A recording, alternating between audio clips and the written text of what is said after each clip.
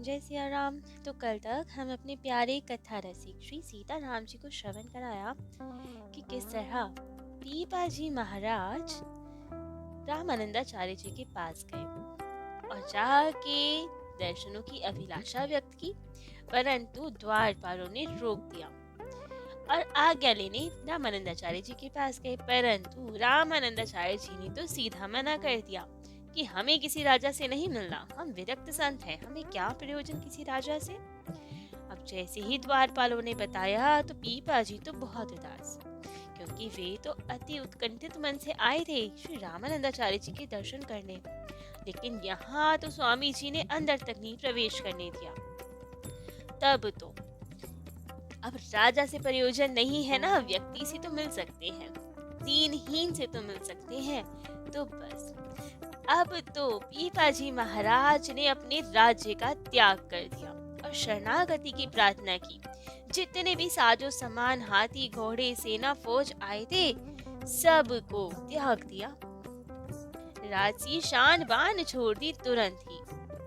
हाथी घोड़े तो काशी नरेश के पास भिजवा दिए, धन गरीबों में लुटा दिया और सेना समाज को वापस अपने नगर भेज दिया और केवल एक धोती धारण करके आधी कमर पे लपेटी, आधी ऊपर ओढ़ी और निवेदन किया, द्वारपालों से शरणागति की मांगी। कहा, पतित नृपति पीपा जी स्वामी श्री रामानंदाचार्य जी के दर्शन करना चाहता है, कृपा कर स्वामी जी से निवेदन कीजिए कि एक दीनहीन आया है, आपकी शरणागति चाहता है। तब तो द्वारपाल गए और स्वामी जी को सब बताया। अब स्वामी जी भी तो चाहते थे, वे जानते तो थे कि महान भक्त बनेंगे, लेकिन अभी गेह आसक्ति और देह आसक्ति दोनों थी उनमें।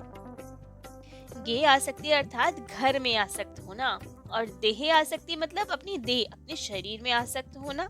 तो गेह आसक्ति तो छुड़वा दी, सब कुछ त्याग दिया, लेकिन देह का अभिमान तो अभी भी है, तो अब वो भी छुड़वाना था शरणागति से पहले।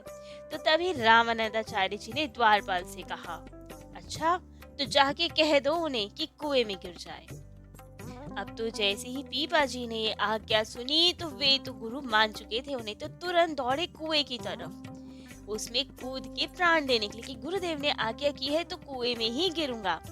अब ये देखकर कि कितनी निष्ठा है, देह का भी अभिमान छूट चुका है राजा का। तब तो रामानंदाचार्य जी ने इशारा किया अपने शिष्यों को, कहा कि पकड़ो उसे। तभी पीपा जी कुएं में कूदने ही वाले थे और सबने मिलकर उन्हें पकड़ लिया, लेकिन वे तब भी ना माने कि गुरुदेव की आज्ञा है, हम तो इसी में गिरेंगे।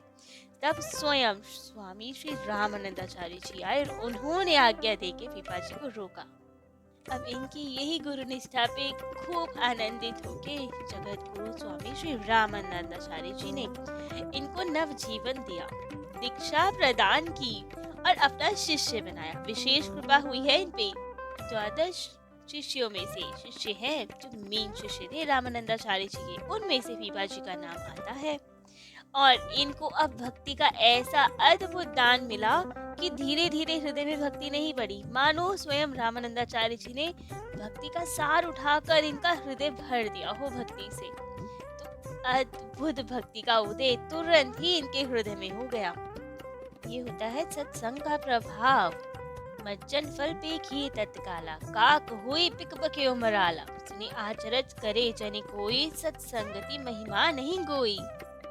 स्वामी रामानंदाचार्य जी मुख्य थे, 2 उपदेश देते थे अपने शिष्यों को, एक तो भगवत भजन और दूसरा साधु सेवा। रामानंद संप्रदाय में साधु सेवा ये तो मुख्य होती है, खूब भजन करो, खूब सेवा करो।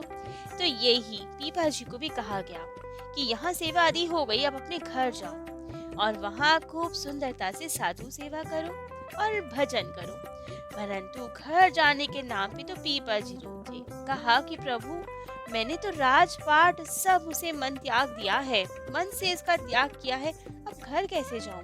सब कुछ तो छोड़ दिया मैंने, अब मेरा वहाँ मन नहीं लगेगा, कृपा कर मुझे अपनी शरण में ही रखिए।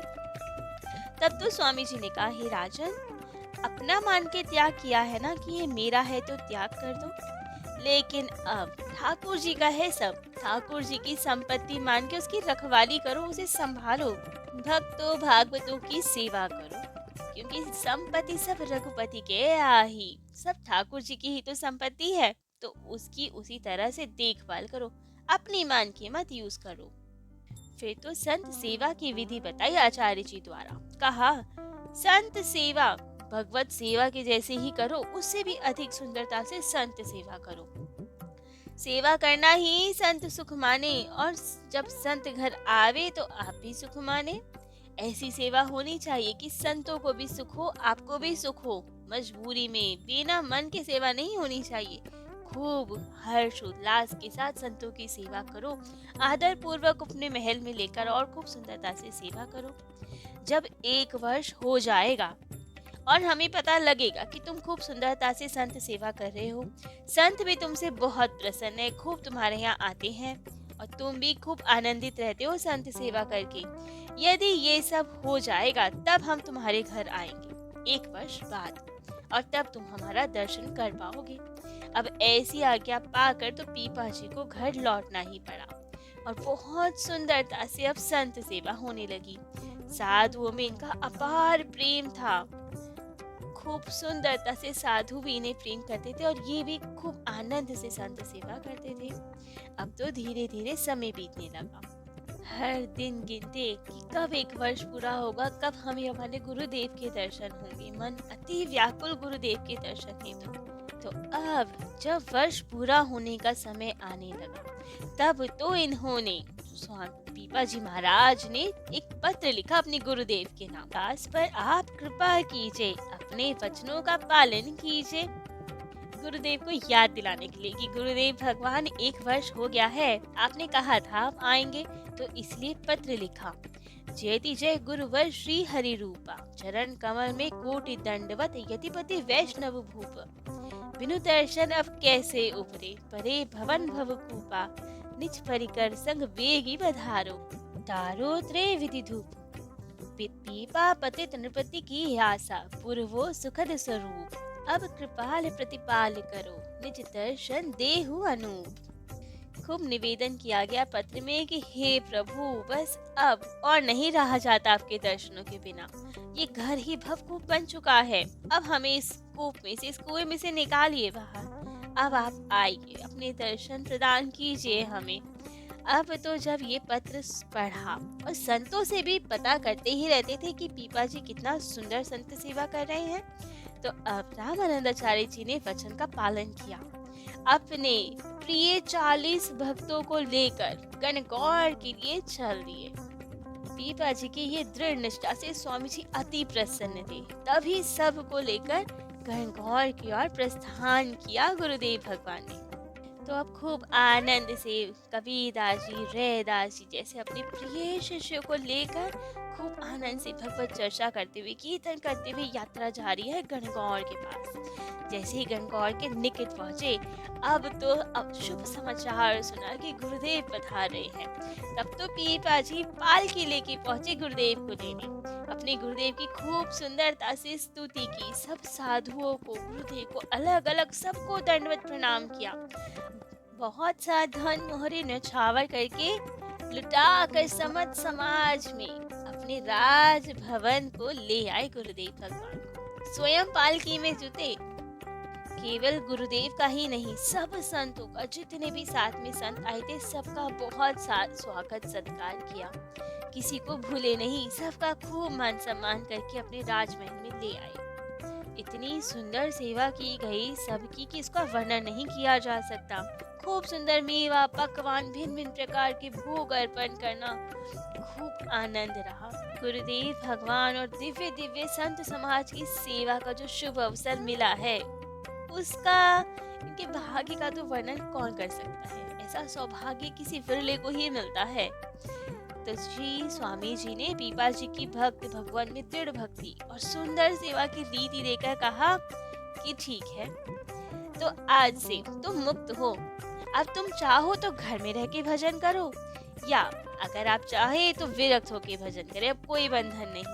जैसे पहले तो बंधन लगाया था गुरुदेव ने कि घर जाओ, वहाँ भजन करो, लेकिन अब ये सब सेवा की रीति, भजन आदि देखकर गुरुदेव ने आज्ञा दे दी कि चाहो तो अब विरक्त वेश धारण कर सकते हो तुम। तब तो पीपा जी अति आनंदित कि गुरुदेव से आज आज्ञा मिल गई, चरणों में गिर पड़े और कहा कि भगवान केवल अपने चरणों में ही रखिए, घर संसार कुछ नहीं चाहिए, केवल आपके श्री चरणों का सहारा चाहिए, हमें आप ही के ही चरणों में रहकर खूब सेवा करनी है, खूब भजन करना है। और पीपा जी अपने गुरुदेव के साथ चलने को तैयार हो गए और तुरंत ही अपने भाई कल्याण राव के पुत्र भोजराव को राज्य आदि दे के स्वामी जी के साथ चलने को उद्यत हो गए, तैयार हो गए। परंतु इतने में पीपा जी की 20 रानियां थी। तभी सब आ गई और सब ने कहा कि आप जाएंगे तो हम भी जाएंगे आपके साथ, आपको अकेला नहीं छोड़ने देंगे, आपको अकेले जाने ही नहीं देंगे। 20 की 20 रानियों ने घेर लिया पीपा जी को। पीपा जी ने बहुत समझाया, वन में कितने कष्ट उठाने पड़ते हैं, बहुत डराया धमकाया, लेकिन कोई नहीं माने। तब तो सब चलने की इच्छा करने लगी। तब तो पीपा जी ने कहा, ठीक है, तुम सबको मेरे साथ चलना है ना, तो ठीक है, यहाँ रहना अच्छा नहीं लगता तो एक काम करो, अपने ये रेशमी महंगे महंगे वस्त्र आभूषण सब उतार के फेंक दो, साधु वेश धारण करो, क्योंकि मैं विरक्त वेश से जाऊंगा, तो तुम रानी बन के कैसे जाओगी? वल्कल वस्त्र धारण करो, अल्फी धारण करो तो मेरे साथ चलो, वरना नहीं ले जाऊंगा। अब वे महलों की रानियां कहाँ ये सब पहन पाए, कहाँ जंगल में वन में रह पाए, वो भी साधारण वेशभूषा में बिना सेवक सेविकाओं के। तब तो सब रोने लगी कि ऐसे ना कीजिए, आपके बिना नहीं रह सकते। लेकिन असली बात तो ये थी कि महंगे वस्त्र आभूषण सेवक सेविकाओं के बिना नहीं रह सकती। तो अब पीपा जी सबको छोड़ के जाने लगे, परंतु उनमें जो उनकी सबसे छोटी रानी थी सीता सहचरी जी, वे नहीं मानी। उन्होंने कहा कि आप जो कहेंगे हमें सब स्वीकार है। तुरंत अपने आभूषण उतार के फेंक दिए और कहा, हम साधु वेश ही धारण करेंगे। गले में अल्फी डाली, साधु वेश पहन लिया। तब तो पीपा जी उन्हें और डराने लगे कि साधु वेश में ये सब मिला है, वहाँ जरूरी नहीं है इतने वस्त्र भी मिले। तब तो सीता सहचरी जो सब त्यागने को तैयार कि केवल आपका सानिध्य चाहिए, हम भी चलेंगे भजन करने। जैसे कभी राम जी ने वन गमन के समय माता जानकी को वहाँ के भय दिखाए थे, कानन कठिन भयंकर भारी, घोर घाम हिम बारी बयारी, कुछ कंटक मक्का करे नाना, जल पयाद ही बिनु पद त्राना, चरण कमल मृदु मंजु तुम्हारे, मारक अगम भूमि धर भारे, कंदर को नदी नार, अगम अगाध नहीं जाए निहारे, भालु भाग ब्रिक केहरी नागा, करहे नाद सुनि धीरज भागा, भूमि सेन बल कल बसन, असन कंध फल मूल, देखी सदा सबिन दिन मिलहि, सबुई समय अनुकूल। सीता जी को राम जी ने बहुत सारे कष्ट गिनवाए, कितना घनघोर होता है जंगल, वहाँ पे गर्मी बारिश धूप सब सहना पड़ता है, कुछ पे चलना पड़ेगा, कांटे चुभ जाएंगे, बिनु पद त्राण बिना पन्ही पहने चलना होगा। वहाँ पे तो खो होगी, नदी कंदरा होगी, भयंकर भयंकर जानवर होंगे, भालू शेर सबसे डराने लगे। लेकिन माता जानकी कहाँ डरने वाली थी। तो वैसे ही आज सीता सहचरी जी भी नहीं डरी। उन्होंने भी कहा कि हमें किसी की चिंता नहीं, ठाकुर जी है तो रखवाले। तब तो जब वन से भी नहीं डरी, तब तो यही कहा कि साधु वेश तो धारण कर लिया है, वहाँ तो इतने वस्त्र भी नहीं मिलेंगे, इनका भी त्याग करना पड़ सकता है। अब इतने से भी डराने से भी सीता सहचरी जी नहीं डरी कि हमें किसी की परवाह नहीं है, कुछ आवश्यकता नहीं। परंतु अब ये सब वार्तालाप श्री रामानंदाचार्य जी के कानों तक पड़ी। वे सुन पाए ये सब और उनके हृदय में करुणा उत्पन्न हुई। पीपा जी को बुलाया और कहा कि सीता सहचरी को साथ में रखिए, ये भी परम भक्ता है, ये भी उसी वेश में विरक्त वेश में आपके साथ भजन करेगी, कभी कोई बाधा नहीं पहुंचाएंगी, इनको रखो अपने साथ।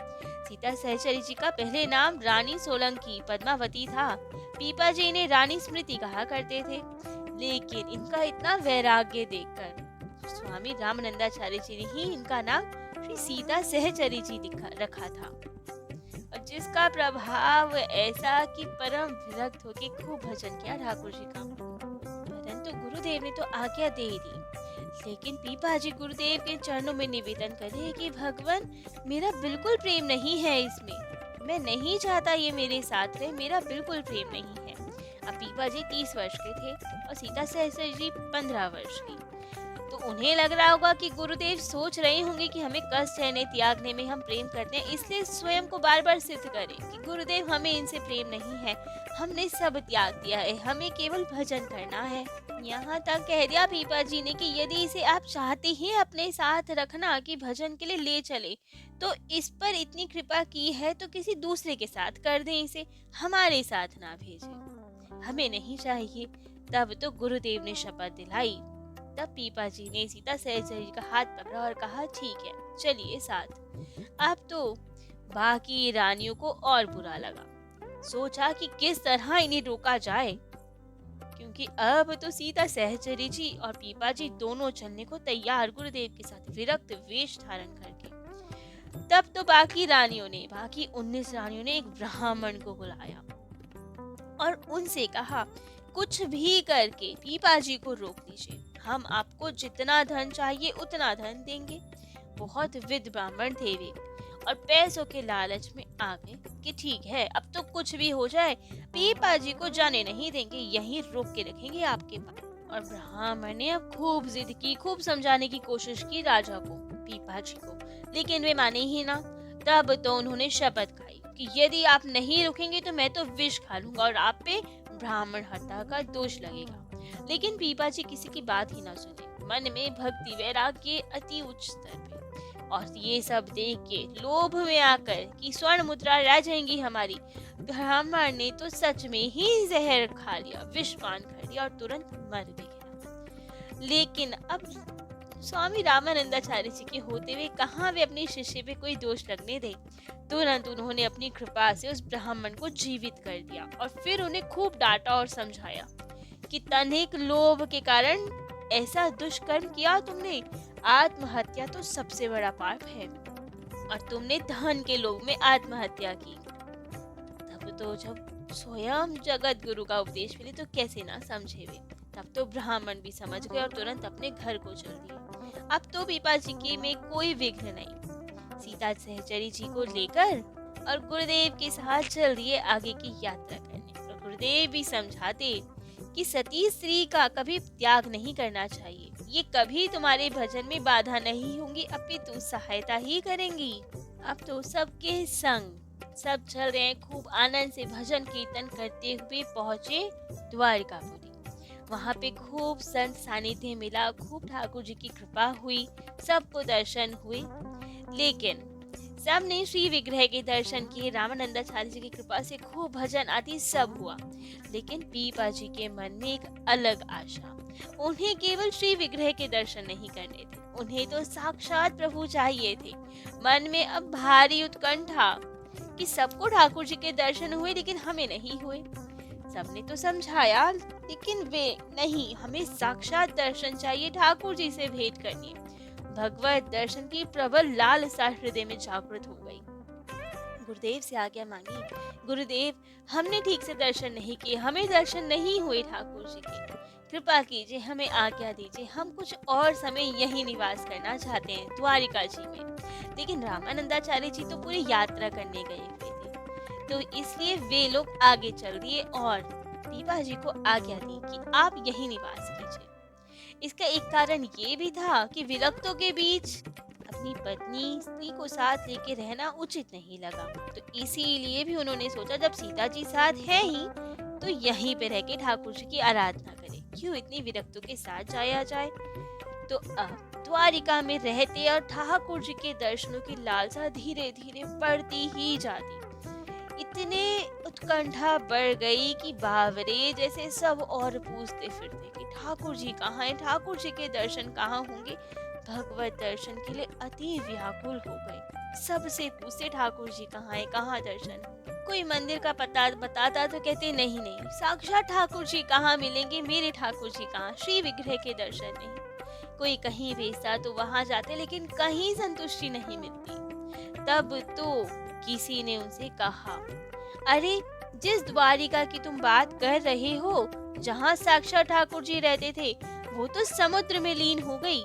तो भगवान जी भी वहीं विराजते हैं अब समुद्र में, दर्शन करना है तो जाओ समुद्र में ही दर्शन करो ठाकुर जी के। तो बस उन्होंने तो अब झुंझला के कह दिया कि मानते ही नहीं थे, हर वक्त पूछते थे, लेकिन इनमें भावावेश तो इतना कि यही सर पे है। तो अब ये समुद्र में कूद पड़े ठाकुर जी के दर्शन हेतु। इतने व्याकुल हुए कि तुरंत दौड़े भागे हुए गए और समुद्र में कूद पड़े। लेकिन अब होता क्या है, क्या समुद्र में कूद कर प्राणांत हो जाता है? सीता सहचरी जी या बचा लेती हैं इन्हें, या ठाकुर जी ही कोई लीला करते हैं? होता क्या है, गुरु कृपा, संत कृपा, भगवत कृपा, कौन बचाता है इन्हें? ये सब हम अपने प्यारे कथा रसिक श्री सीताराम जी को कल श्रवण कराएंगे। आज के लिए इतना ही। जय जय श्री सीताराम।